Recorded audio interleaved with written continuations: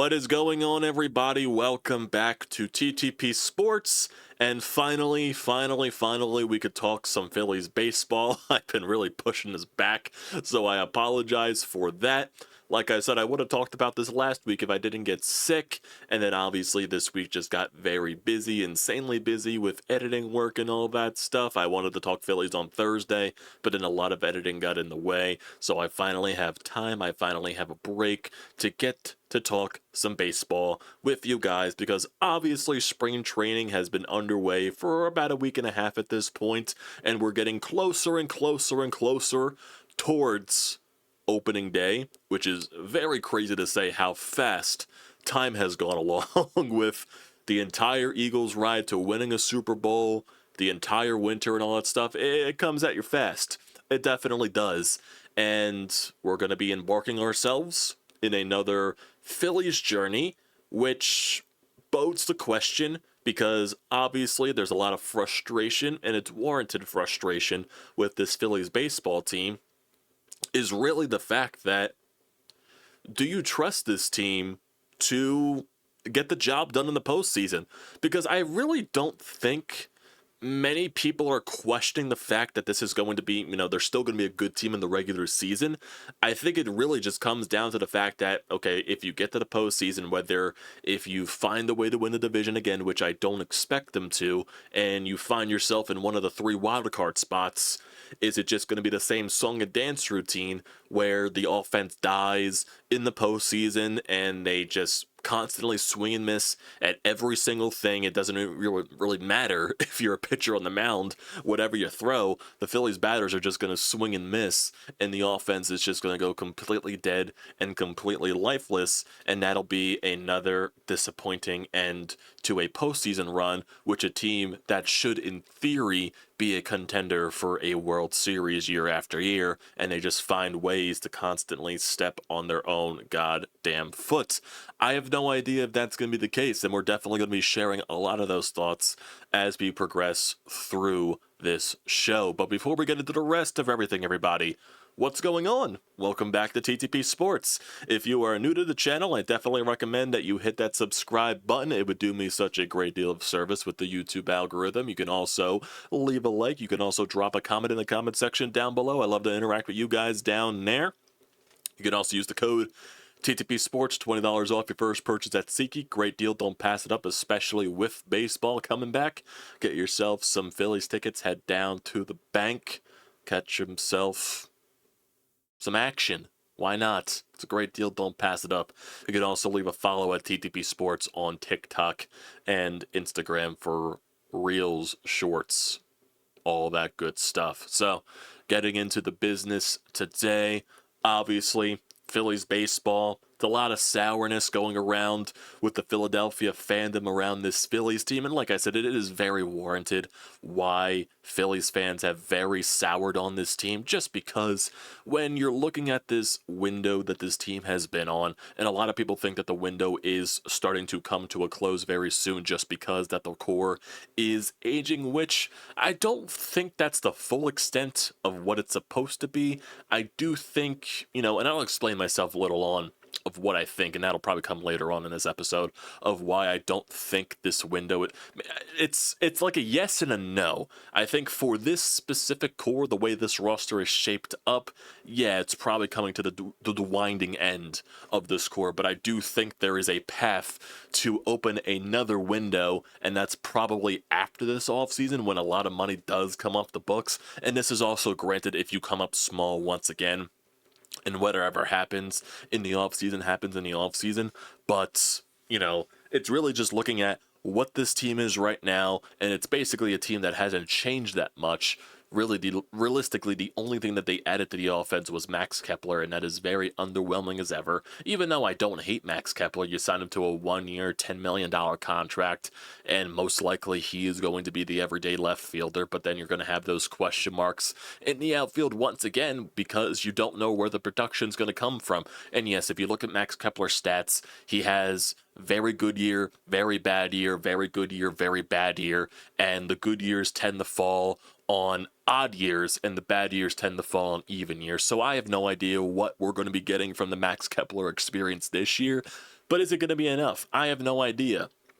And then you're looking at, once again, another platoon in center field with Brandon Marsh and Johan Rojas. If that's going to be the case, bearing anything else that happens, is that good enough? It's proven to not be good enough because, once again, Brandon Marsh, and I don't despise Brandon Marsh, I think he's a very solid player, he can't hit left-handed pitching. And then Johan Rojas, for as great as a glove that he is in the outfield, he still needs to prove that he can provide some consistent offense at this level, which he hasn't done yet. And then, obviously, you don't know what you're going to get from the wild card that is Nick Castellanos in right field. Is he going to have a good year? Is he going to have a bad year at the plate? I have no idea. You know what you're getting from him in the outfield. Defense-wise, you just don't know what type of offense you're going to get. And yeah, he did have a very good year last year to his standards, and he was one of the few players that showed up in the postseason for the Phillies. So maybe Nick Castellanos is maybe the last person you got to worry about in terms offensively. I have no idea. But then when you look at what the infield's going to be, obviously Alec Boehm's going to be your starting third baseman, and of course, with all the trade rumors that circled around Alec Boehm this past offseason, from him getting benched in the NLDS last year against the Mets, getting thrown around in all the trade rumors possible. A lot of people were expecting him to not be with the Phillies last year, this upcoming season, and here he is. He's going into a contract year. Is he matured enough? I have no fucking clue. How is he going to handle being circled around in all the trade rumors in the offseason? I have no goddamn idea, even though they're going to try to, spew the narrative out there that he has changed, he's matured, he's come in with a definite, more positive attitude and all that stuff. He's definitely a changed person from the offseason, and he's going to prove a lot of people wrong in this year. Obviously, they're going to play that, type of storyline there. But, it's more, I got to see it to believe it with Alec Boehm, even though there's a value to having Alec Boehm on his team. He's not a liability defensively that he once was, and there is value to his ability to drive in runs, to hit doubles in the gap, to lead the league in doubles and all that stuff, get those extra base hits, even though he's probably not going to be the power threat that we all expected him to be when he was drafted and all that crap, but there still is a huge value to him, having 90-plus RBI, him hitting all those doubles. There is value to that, and that is, definitely something that is hard to replace in the lineup, but I still would have been fine with moving on from Alec Boehm. But here we are, he's back, and hopefully he proves a lot of people wrong. He proves me wrong as well, but there is a lot of sourness going with the Alec Boehm experience.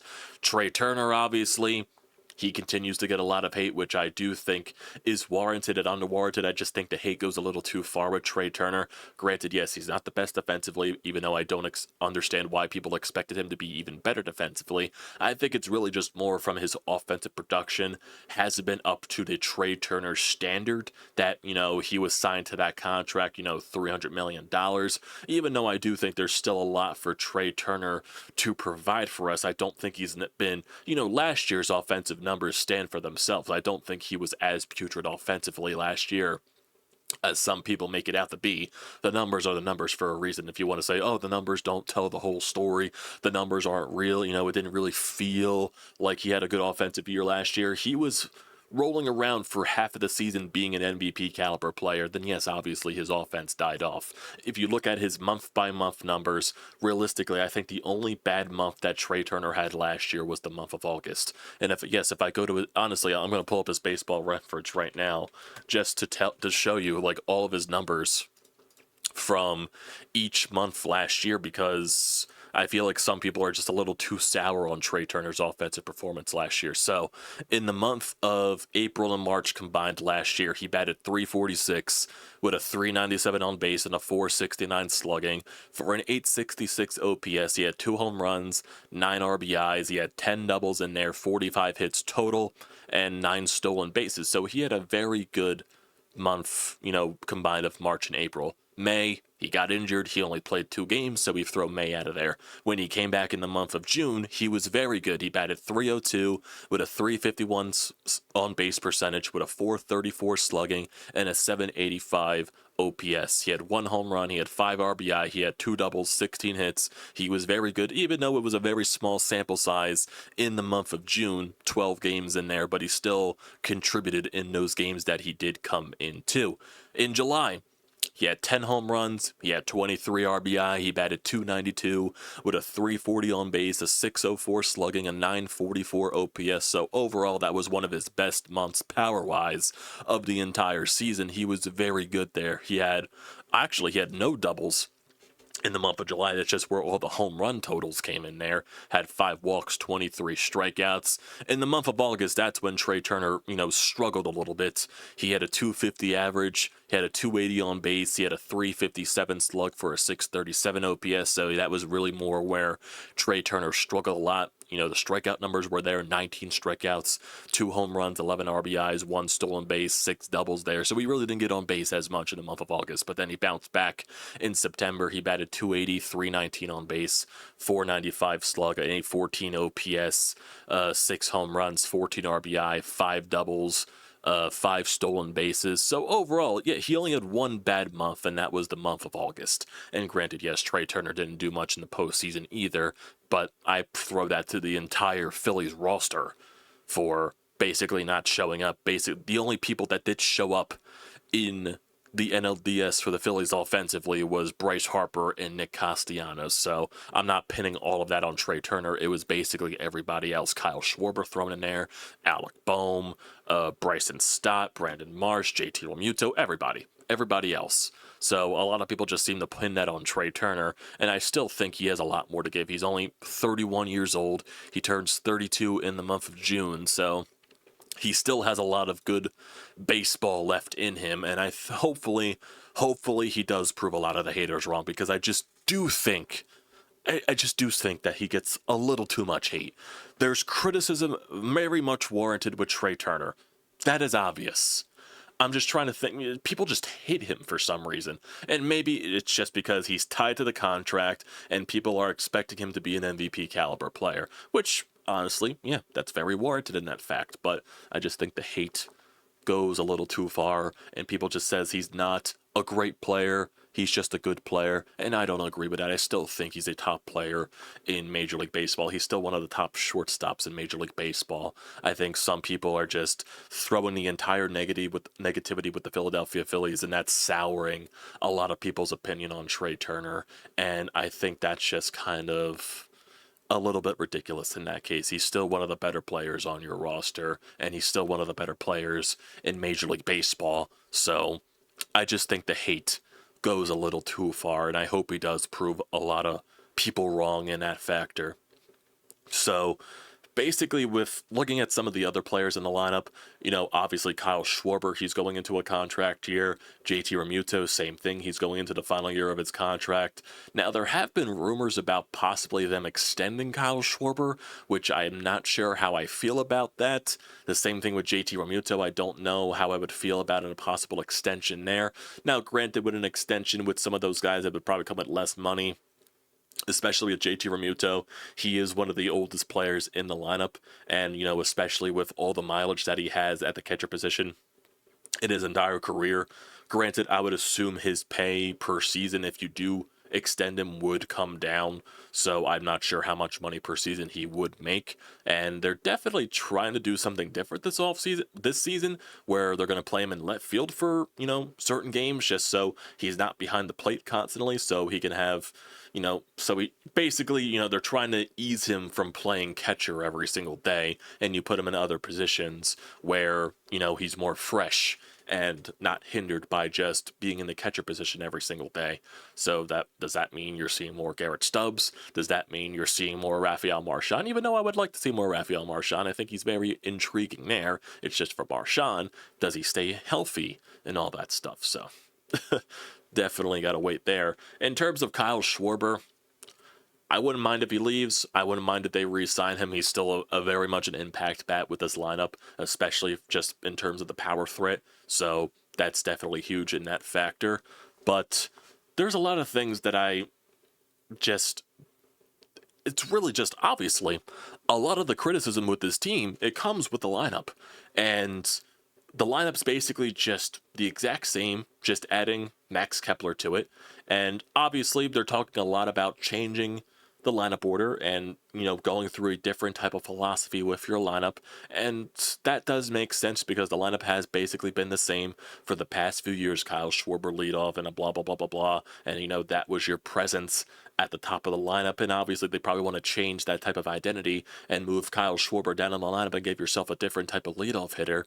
And I think we do have an idea of who the leadoff hitter is going to be from what it looks like in some of the spring training games that they have been doing. And that's basically, Trey Turner is your leadoff guy. But I really don't know where they go with the rest of the lineup because it really just feels like the lineup is just Trey Turner leading off, and then you're just flip-flopping him and Kyle Schwarber, and the rest of the lineup is the same. So I don't know if Kyle Schwarber is going to be your number 2 batter, or he moves somewhere down further in the lineup and someone else takes the number 2 spot. But I have no idea. In terms of Trey Turner leading off, even though I just went on that whole spiel about how he's getting too much hate, I'd prefer him in the number 2 spot in the lineup, and I would prefer a different presence in your leadoff spot, and I would prefer Bryce Harper be the leadoff guy because I do think because Bryce Harper is your best player, and what it goes through most teams this, in this brand and different era of baseball, the best player in your lineup is typically the leadoff batter, and the best player in your lineup you want to give the most at-bats possible, and that would be in the leadoff position in the lineup. And there's a lot of people that are advocating for Bryce Harper to be a leadoff batter, especially in the Philadelphia fandom range. There's a lot of media members also that are, admitting for Bryce Harper to be a leadoff guy. And it comes down to Bryce Harper himself, and obviously Bryce Harper has stated many times that he's not comfortable being in the leadoff position. He's not comfortable being a leadoff batter. He doesn't typically like batting leadoff, so I really don't know how I feel about that. I feel like at that point you should just tell Bryce to suck it up. We're doing what's best for the team, so I don't know what they do in that range, but at this point it really just does look like they're just going Trey Turner batting leadoff, Kyle Schwarber 2, Bryce Harper 3, Alec Bohm 4, then blah, blah, blah, blah, blah. You go down the rest of the lineup. And in a good world, in a better world, the way that I would look at this lineup, I would go Bryce Harper leadoff. I would put Trey Turner batting 2. I guess Kyle Schwarber batting 3, Alec Bohm batting cleanup, Nick Castellanos batting 5. I would do Bryson Stott batting 6th. Alec Pucci Remuto batting 7th, then maybe Max Kepler batting 8th, and then you do Brandon Marsh / Johan Rojas batting 9th. So I don't know where they're going to go in that range. So we just got to see what they do with the lineup as we get closer and closer and closer towards opening day, even though I just do expect that the lineup's going to be Trey Turner, Kyle Schwarber, Bryce Harper, Alec Bohm, Nick Castellanos, Bryson Stott / Brandon Marsh, then JT, Max Kepler. Maybe Max Kepler is the 6-hole hitter, and then you put Bryson Stott further down the lineup. So I have no idea where that's going to be. So I'm not sure if Max Kepler is going to be your 6-hole hitter behind Nick Castellanos. Maybe he's your 5-hole hitter behind Alec Bohm, and then you move Nick Castellanos to 6, so you have the lefty-righty, lefty-righty, lefty-righty matchup and all that stuff. So it's just, a consistent, it's lefty-righty, lefty-righty, lefty-righty, and all that stuff. Maybe that's the case. I have no idea. I have no idea what they're going to do. And that's up to Rob Thompson. That's up to Dave Dombrowski. It's all that stuff there. So it's weird times here because, like I said many times, it's really just the offense that I think a lot of people have the issues with. And it's very warranted because the offense, past so many years, has died on you when the moment comes, right. When the moment, the lights shine down bright, when you get into October, when you get into the postseason, the offense has died on you every time. And is the offense really going to step up when time matters, when push comes to shove? I don't know. I don't know. And that goes to show that this division, the NL East division, it's going to be a lot tougher this year. There's going to be a lot more people fighting for playoff spots in the NL East. The Braves, they're going to be getting healthier. They're going to be better. They're going to be getting Spencer Strider back. They're getting Ronald Acuna back eventually. So they're still going to be very involved in terms of the NL East. The Mets, they're going to be involved as well. They're still going to be a good team. They obviously they just got Juan Soto, so their lineup is still going to be very, very, very, very, very, very good.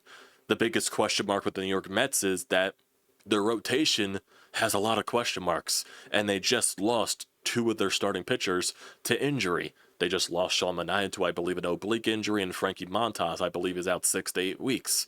So that is, basically their second and third starters in their rotation gone kaput. So right now their rotation is Kodai Senga, I believe Peterson, and Clay Holmes going from bullpen to starting rotation. So we have no idea how that's going to go. So the Mets, their weakness obviously is their bullpen. Not their bullpen, their starting rotation. So the Mets, they're still going to fight for a playoff spot, but was last year just like a flash for the Mets and they finally figured everything out? Or is it going to go back to the Mets just metting once again and they're just a laughing stock? I have no idea what that's going to be, but the Mets are going to be very annoying as always. The Phillies, they're still going to be a very good team in this league. Obviously, the statistics show they're still a really good team on paper. They're going to fight for a playoff spot. Where they finish, I have no idea. If you look around the rest of the National League, the Central Division obviously is going to be weak. The Brewers are going to be involved. Are the Cubs going to be involved? I have no idea. The Cardinals, they're going to be bad. Are the... I don't know. I don't know what the NL Central. The NL West is definitely a lot of where the teams you got to look at. The Dodgers, paying all the money for literally everything possible, deferring all the money as much as possible. They're going to be the top team. They're going to be the team to beat in the National League as always, reigning World Series champions. They're going to be the class of the National League. Then you got the Padres that are probably going to be, dancing around there. The Arizona Diamondbacks, they're probably not going to be as bad, pitching-wise as they were last year. They're going to be a threat. So there's going to be a lot of teams fighting around there. The Giants, obviously, with the way they're spending on their pitching as well. I would expect the Giants to be a little bit more of a threat. So there's going to be some battling, and there's going to be some parity fighting around for those wild card spots. So it's not going to be as easy as it is, maybe the past couple of years to make the playoffs. But I still do expect this Phillies team to be around like an 88 win, between an 88 wins and maybe 93 wins. That's where I expect them to be. Do I expect this Phillies team to win the division? Probably not. I expect them to be more around where the wild card is just because with the Atlanta Braves, do I expect the Braves to win the division? I think they would be more of the favorite for the division, especially if they just get healthier, especially, getting Acuna back, getting Strider back, even though they did take a huge blow in their rotation, losing Max Fried to free agency. And you also got the question mark: is Chris Sale going to put up another Cy Young caliber season? Is he able to be able to stay healthy at that point? So I don't know with the Braves, but they're still going to be a very dangerous team as always. So I just don't know. In terms of starting rotation, that talking about that, the Phillies starting rotation is still going to be very nasty. It's still going to be one of the best starting rotations in Major League Baseball. Zach Wheeler, your ace. You got Christopher Sanchez looking to embark. Building off of what he did last year, because last year was very good for Christopher Sanchez's sake and building himself as a top pitcher in the National League. Also got Aaron Nola, you got Ranger Suarez, you just got the newly acquired Jesus Luzardo, who has been very impressive in his spring trading outings to this point. So your rotation's still going to be very good, and I would expect their rotation to be Zach Wheeler. I did see them talking about Christopher Sanchez possibly being the 2, just because they don't want 3 lefties in a row in the back end of their rotation with Christopher Sanchez, with Ranger Suarez, with Jesus Luzardo, which makes sense at the end of the day. So it does sound like Christopher Sanchez will be the 2 starter, Aaron Nola would be the 3, then you just, interchange whether it's Ranger Suarez or Luzardo as your 4th starter. And, definitely, I would say the only question mark with your rotation is really just Ranger Suarez's longevity. Is he going to be able to stay healthy? Is he able to, stay upright? Because we all know Ranger can't pitch a full season. He's never been able to do that at this point. So we'll just have to see what Ranger Suarez. Maybe they limit his innings to where, they're not forcing him to go deep in the ball game so many times. Or maybe he learned something from last year and now he's more applicated to go deeper in the seasons without, going through major injuries and all that stuff. I have no goddamn clue. But overall, I still expect this rotation to be tops in Major League Baseball. That is probably the least of the concerns with the Philadelphia Phillies. Zach Wheeler, still going to be a Cy Young caliber pitcher. There's no worries there. Bullpen-wise, you lost some names last year. You lost Jeff Hoffman, the free agency. You lost Carlos Estevez. And some of the guys did stick around. You still have, Jose Alvarado, who did lose a lot of weight in the offseason. So maybe there's something to that. I have no idea. You got Orion Kerkering for another year. You got Matt Strahm for another year. You brought in Jordan Romano on a proven contract, and Jordan Romano has normally been a top closer in Major League Baseball for a very long time. Now, granted, last year dealt with a lot of injury. It was probably one of the worst seasons of his career, and it was also cut short with injury. So if you just get a relatively healthy version of Jordan Romano, I still expect him to be a top reliever in Major League Baseball. So it's really just looking at bullpens are interchangeable every so often. You can look at a bullpen on paper and say, wow, that's going to be a very good bullpen this year, and that bullpen sucks. And then you see, this bullpen could be your weakness of the year, and that bullpen rocks and, just goes out there and dominates consistently. So I really just can't judge a bullpen face value because I have no idea what the hell the bullpen's going to be like. So the bullpen could be very good, the bullpen could be mid, the bullpen could be bad. I don't know. I really don't know. So there's really nothing there. I can't judge a bullpen. I just can't because it's so interchangeable every goddamn year. So really the biggest question mark with this team is we know what the offense is going to be, but is the offense going to be able to step up during October if you do make it to October? That's the big question mark. There's no question marks around your starting pitching. That's really it there. And it's really just the lineup. It really is. And I think that's where a lot of the negativity comes from this team. And especially when you go through the entire offseason, really not making any changes, really not making any type of facelift for this franchise. And that, before we get to one of the voicemails that we do have here, that goes into what I brought up earlier on in the show where I'm talking about where the last chance for this core, and I'm trying to think of just the entirety of this entire thing about how the window is dying down for this group of players, and a lot of money does come off the books this year for the Philadelphia Phillies. I do think it was because obviously Kyle Schwarber comes off the books, JT Realmuto comes off the books. I think same thing with Alec Boehm. He might be a free agent this offseason unless the Phillies do have like one more year of control left on him.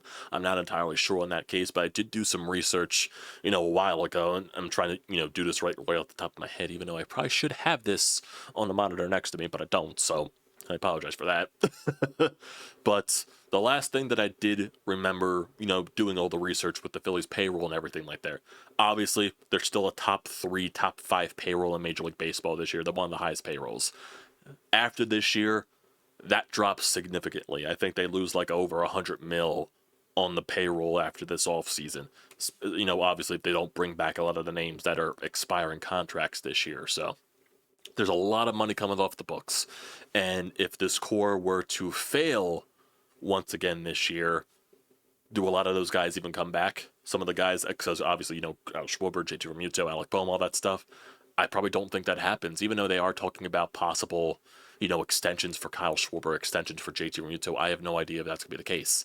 But you lose a lot of those guys, and that money comes off the books.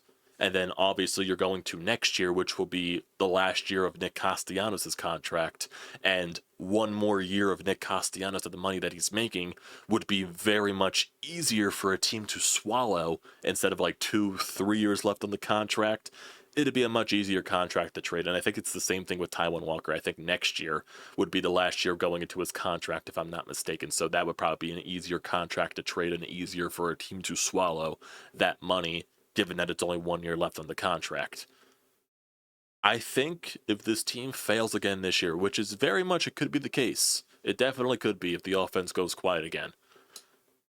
I think with some of the prospects that are coming up, if they really do believe in Aiden Miller that much, and we also might see Andrew Painter this year, that's also something that I forgot to mention for the starting rotation. He might make his presence felt at some point this year if he does get called up, which he most likely will be.